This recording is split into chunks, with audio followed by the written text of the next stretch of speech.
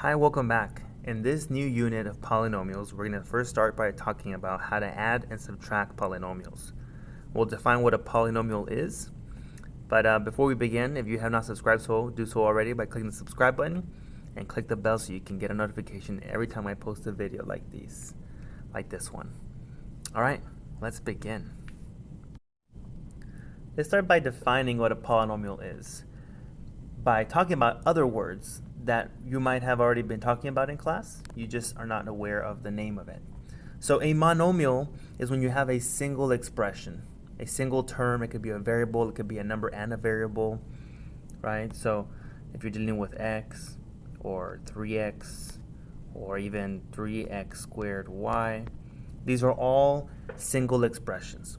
Mono meaning one or individual. As we start getting into binomial, which represents 2, now we're combining by adding or subtracting monomials. So maybe you have 2x plus y. Right? Maybe you have any two terms that you're adding or subtracting. Let's say we have 3x squared y minus 4x.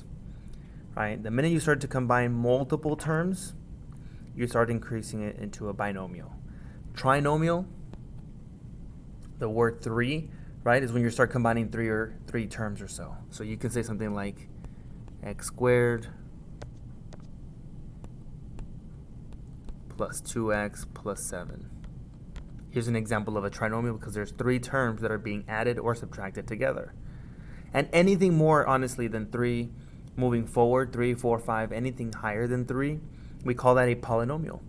Poly represents multiple or several, right? So anything higher than 2, things that you're adding or subtracting, we're going to be calling those a polynomial.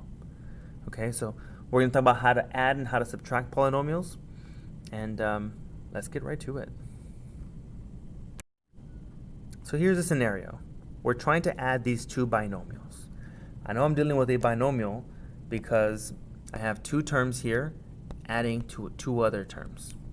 Since we're adding, we can simply look at the numbers. There's no negative signs here, so I can drop the parentheses and I can start by combining like terms. So let's just write this down without the parentheses. I have 2x plus 3y plus 4x plus 9y. Now, the like terms are the ones that have the same variable, right? So the 2x and the 4x are like terms, while the 3y and the 9y are like terms.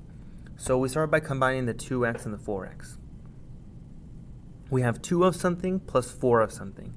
That's going to give you 6x. That's what you get from combining this term and this term. Then we look over at the y values. These are going to be considered like terms because they both have a y variable. And since they're both positive 3y plus 9y is going to result in positive 12y. These two here are not considered like terms because one has an x variable and one has a y. So our goal is really just to combine like terms by adding the coefficients or the number right in front of the variable. You can also line the examples vertically. If you remember back from your elementary or middle school years, you can line them up vertically from each other versus side by side. And you can see how the x squares are lined up, the xy's are lined up, and the y squares are lined up. These are like terms. Well, these two have the exact same variable are like terms. And they both have a y squared, so they're also lined up as perfect, as like terms as well. Anytime that you see a variable without a coefficient, you can assume that it's a 1 in front of it. So that's going to be considered 1x squared. This is considered 1xy. And then below, we can see that this is also a minus 1xy and plus 1y squared. All the other ones have a coefficient. Here we have a positive 4 and we have a negative 3. So here we have 2 polynomials being added together. It's a polynomial because there's multiple terms here, more than 2. Added to this other one. And all we do here is we combine like terms. So to add these, we're going to combine the 4 and the 1. 4 plus 1 is 5, which means we have 5x squared. 5 of something, whatever that something is. Next, we have 1xy minus 1xy. 1 minus 1 cancels to 0. So I can put plus 0xy. I really don't have to include the 0xy because when you cancel something, it completely goes away, right? 0 times anything is 0. And then finally we have negative 3 plus 1. That results in negative 2y squared. Since 1 minus 1 cancels to 0, I can just write this down as 5x squared minus 2y squared. And I can't combine these any further because this one has an x squared variable and so there's a y squared variable. They are not like terms. That is as simple as it can get through combining them. Feel free to press the pause button at any moment and try solving these problems yourself. Trying out the problem and pressing play, see if we get the same solution is part of what's going to help you better understand this concept. Notice how here we have minus.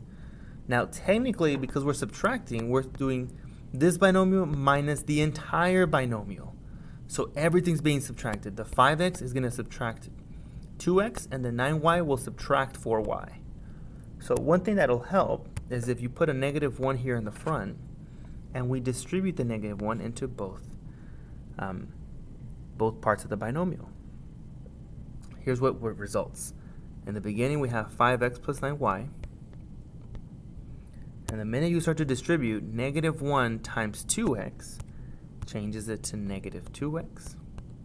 And negative 1 times 4y changes it to minus 4y. Now when you start combining like terms, you can see how the 5x minus 2x results in 3x. And you can also see how the 9y minus 4y results in positive 5y. This minus here says that everything is going to be subtracted. So by distributing, you see how the sign changes as well from positive to negative.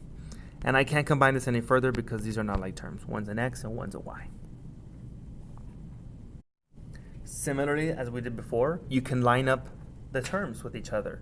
And if you'd like to subtract, you can subtract bottom from the top, subtract these two terms together. And since they're already lined up with the like terms, I just have to focus on the coefficients.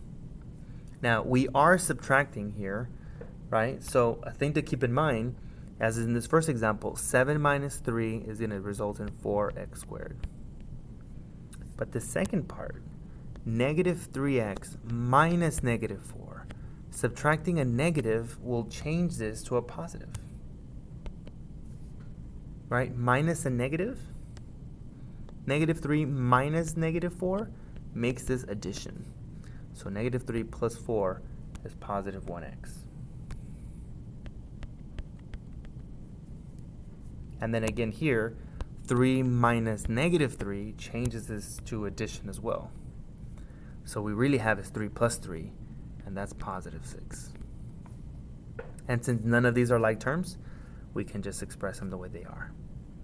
Usually you want to write your polynomials or your solutions, your responses, your simplifications from greatest exponent to smallest exponent in decreasing order always. That's how we express polynomials. Let's try one last one where we actually put an application to it where you can see how we can use it in real life. So in this scenario, we have a rectangle. We're given the width of the rectangle and we're given the total perimeter. Our goal is to find the length. Can you find the length of the rectangle if you're given the width? So a thing that I like to do is always set up an equation from this. I know that I'm looking for the length, which is this piece. Now there's two lengths in this problem. And because there's two lengths, that also means that there are two widths. So if this is 4x plus 3, I have two of them, one on this side as well. So if I were to create an equation to find the perimeter, I would have to add up all of the sides together. I have length plus 4x plus 3 plus the other length plus the other 4x plus 3. And when you add them all up, you get this perimeter. 14x squared plus 10. And now to solve for this missing length, I can start combining like terms. I know this equation looks a little bit long or a little bit complicated, but all we have to really focus on is combining like terms. So the L's are going together, L plus L, right? This unknown that I have means that I have two L's. The 4x and the 4x are like terms. Combined together, that gives us positive 8x. And then we also have this 3 and this positive 3 combined together gives us positive 6. And everything equals a perimeter, which remains unchanged, 14x squared plus 10. Remember here, our goal is to solve for L. We're trying to isolate this variable. So we need to move everything to the other side. How do we do that? Well, if it's a plus 8x, we do the opposite. We subtract 8x on both sides.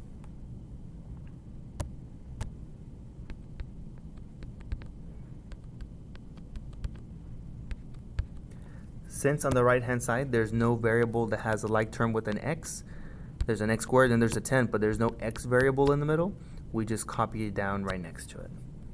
So what we really have is 2L plus 6 equals 14x squared minus 8x plus 10. And now to move the 6 over, we do the opposite. Instead of adding 6, we're going to subtract 6. That gives us 2L equals 14x squared minus 8x plus 4. Now what this means is it means that we have two lengths. Two lengths will equal all of this. We don't want two lengths. We want the value of one length. So since we have two of them, right, we want to just find the value of one. We do the opposite of multiplying. Instead of multiplying times 2, we're going to divide everything by 2. Divide every term by 2.